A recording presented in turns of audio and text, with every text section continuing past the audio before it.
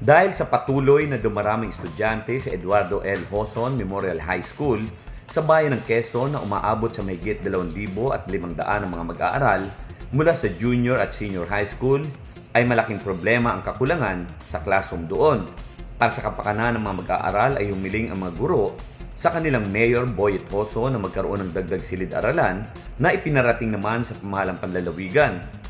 Kaagad naman itong tinugunan sa pangunguna ni Governor Aurelio Umali at ng Sangguniang Panlalawigan sa pamumuno ni Vice Governor Doc Anthony Umali.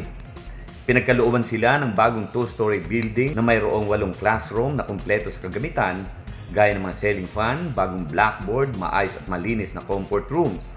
Ayon kay Dennis Serapio, principal ng Eduardo L. Joson Memorial High School, 15 classroom ang kanilang kailangan dahil nagsisiksikan ang 50 hanggang 60 estudyante sa isang classroom na napakahirap, lalo na kapag sobrang init ng panahon.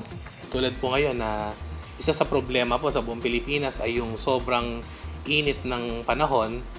Nung pong tayo ay wala pang dumarating na classroom, halos nasa 50 to 60 plus po ang bilang ng bata per section. Kung ngayon po mangyayari yon, talaga naman pong lahat ay dadaing at magrereklamo. Magkakaroon po tayo ng mga sitwasyon gaya ng pagkahilo, pagkawala ng malay. So yung pong pagkakasakit, mabilis pong kumalat ang sakit. So malaking bagay po na magkaroon ng additional classroom. Ang bagong 2-story building ay nakatakdang magamit ngayong pasukan para maging komportable ang bawat estudyante. In behalf po ng buong paaralan ng Eduardo L. Joson Memorial High School, kami po ay taos-puso nagpapasalamat sa ating punong lalawigan, ang ating pinakamamahal na Governor Aurelio Oy Umali. Kasama po ang ating former Governor, Ma'am Cherry Umali. Kami po dito sa bayan ng Quezon ay taos-puso nagpapasalamat sa inyo at habang buhay na hindi po namin malilimutan itong malaking biyayang ipinagkaloob nyo sa aming paaralan. Maraming salamat po. Maraming salamat, Gov. Oy Umali!